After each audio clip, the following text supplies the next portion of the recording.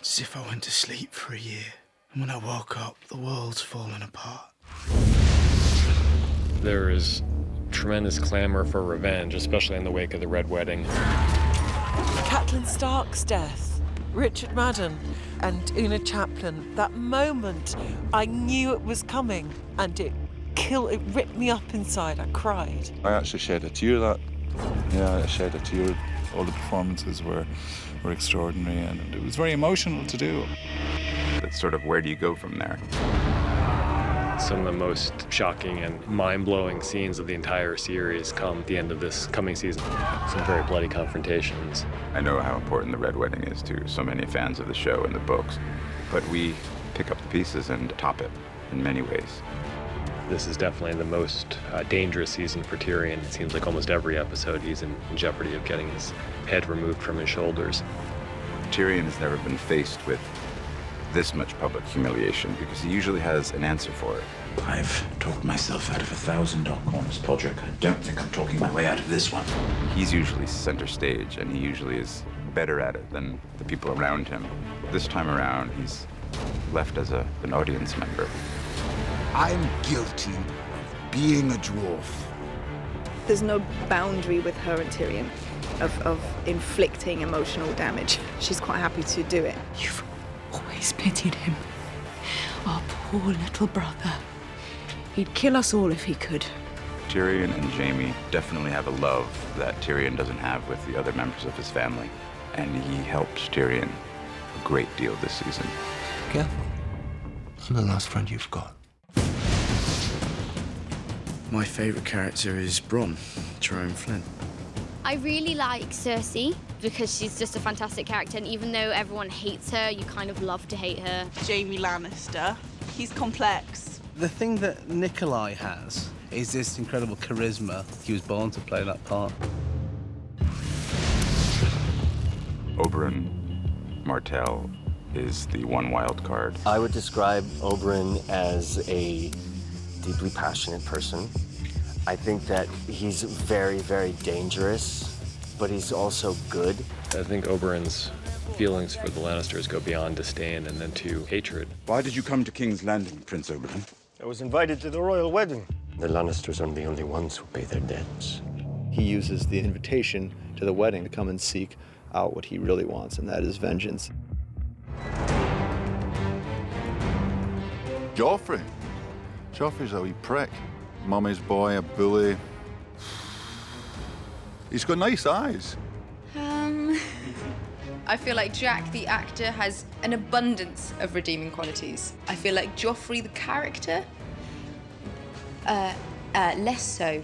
He's kind of always sits like squiffy on his chair. And he's like always picking it at the handle, and he's like, I am the king! Joffrey, I mean, clearly the last person on Earth you would want to have any kind of power. I broke Stannis on the Blackwater. Pity you weren't there to help, Uncle. My apologies, Your Grace. I was rather busy. Busy getting captured. It's the best fun to play such a hateful or hate-inspiring character. Just to get the reaction out of someone is it's very satisfying. It's nice to, make people hate you. A royal wedding is history. The time has come for us all to contemplate our history. In terms of the challenge of the wedding, it's the entirety of it. It's the totality of a massive scene which takes up about half the episode. It was like shooting a short film in itself, actually. I was shocked by the sheer scale. I really have never seen anything like that in Game of Thrones before. I would find it very hard that I would have a wedding ceremony replicated like that again in my career. It was majestic, it was shimmering, and it just looked pristine. I think that's what Joffrey likes. He likes something ostentatious and grand. The great thing about this show is they like to put you into atmospheres and into environments that conjure up certain feelings inside of you when you're playing the scenes out. Your imagination is kind of fueled, it's all there. My throne room is a mini tropical version of a Westeros throne room. That set is unbelievable. I walked in and was like open-mouthed for a good 10 minutes. very intimidating. And Amelia's lovely, but you kind of look up at them and it's kind of frightening. She's exploring what kind of a leader she could be. How can I rule 7 kingdoms if I can't control a single city? The cities that Dany has previously liberated are beginning to revolt because it's all well and good going in and cutting the tie and seemingly breaking people free, but if you don't leave them with any kind of a structure or any kind of a commander who shares the same morals and views as the person who liberated them, then it's a free-for-all. They can live in my new world, or they can die in their old one. When the dragons were first born, they were adorable little babies and completely devoted to their mother, and they couldn't even eat without her. With each season, they grow, and with each season, they become a little bit more dangerous. And now they're at the point where they're not babies anymore. They are outgrowing the restrictions that she's placing on them. She's always feared it. I mean, for goodness sake, they're dragons. They've killed her enemies. What's going to stop them from killing anyone? Because they're dragons in a non-dragon world. They're dragons, Khaleesi. They can never be tamed. I think it's kind of a symbol of her losing control of herself and losing control of what she's doing. And the thing that I got most excited about is Jon is not the same man from season to season. There's too much that's happened to him, too much that's gone on and that he's had to learn from. We find him in season 4. He's in a very bad place as far as how he feels he treated Ygritte and his honour because of that. Not only breaking his vows to the Night's Watch, but breaking his vows to her. He's in a lose-lose position, really. But he has to make good. You've done nothing wrong. I've done plenty wrong. He's reunited with Sam, which is a good thing, but their relationship's changed. Sam and Jon's relationship this year is as even and equal as it's ever been. There's more confrontation between them this season. You're a wildling girl. She's one of the raiders. She's not my girl. Ah, but she was, wasn't she? It's a very different relationship we find themselves in, but still a loving one, still a caring one. And I think without Sam, Jon would crumble. Oh, that's an easy one. It involves prosthetics. No, that's a big man. Go back and find your clothes, Hodor. One of the most terrifying things I've ever had to do was the opening shot of season 3. They wanted to get this feeling of something being behind Sam and something in pursuit of Sam. So they decided the only way to achieve that effect was to chase me on a quad bike through the snow. And they had a guy running alongside saying, the only reason I'm here is if you fall over, I'll get the quad bike to stop. I went, thanks very much. I don't know what they're paying you, but it's not enough. Sometimes greeting CGI wolves is a strange experience. It's this big green sausage dummy shoved in your face and you have to treat it as if it's your lifelong pet and love it to bits. It's very odd. The most weird thing I've had to do this season is to bite off a man's ear and spit it in his face. First time I walked into the Castle Black set, I thought, oh my God, because until you step into it physically, when it comes out of your head and into the real world, it sends chills down your spine, really. Chopping off Theon Greyjoy's companion was probably quite OMG when I read that. I was like, whoa, really? Every day on this show is an OMG moment, really, because there's always surprises in it. You're always in a really cool location, or you've got a great prop, or, you know, the set is incredible. The thing that's amazing about the places we shoot is you just don't know what to expect. So you turn up and you're like, wow, this is so much grander than I could have expected or could have ever imagined. The biggest OMG moment is when you think you're nearly finished and then you've got 5 hours to go. Well, Nikolai and I tried to do a dance number walking down the steps of the court. We thought it was fun. And the extras were all laughing and dancing. But the crew was really tired and I don't think they responded. And then we just heard from the 80s, like, still rolling, reset.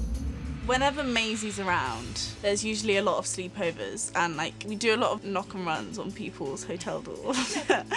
You know, you'd see Dame Diana Rigg playing backgammon with Daniel Portman, and see Lena giving a massage to someone, and everyone's just chatting and joking around, and that's a really nice moment. Everyone else gets the badass quotes. I think the best quotes are Bron's quotes.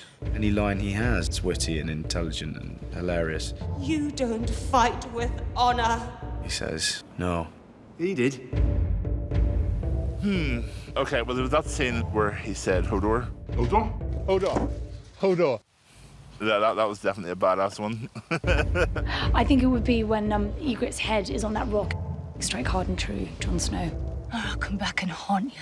Oh, that was a great line. Well, there's one this year when she's talking about nothing. Maybe nothing is worse than this.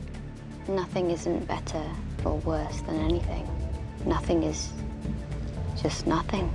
I think that makes you really think about all the different characters and it kind of puts things into perspective. Oh, Dracarys. Dracarys. Definitely. I believe that's probably the most badass quote. I think Maester Luwin. He was very much a father figure for Bran, and to not have him, I think, is probably a disadvantage to Bran. You Robb and Catelyn. So hard. The big one that set the whole tone for Game of Thrones being known for a show where no one is safe was Ned Stark. And that completely shocked me.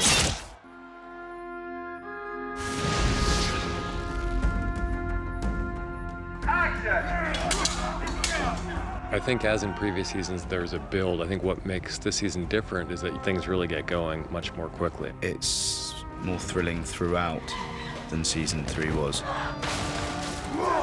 There's definitely objectively more action, and there are a whole lot of things on the production front that we've never done before.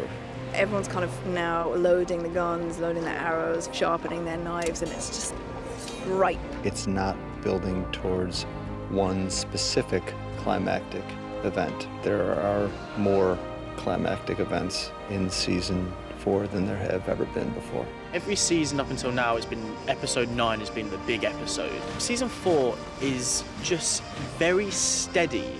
The stakes are higher throughout the season than they have been before. This season, the story just gets more intense. Some really juicy mental storylines, and it's just really exciting. The button's pressed and the accelerator is firmly to the floor here. There's a lot of action. The good guys are coming back this year, and that's nice to see.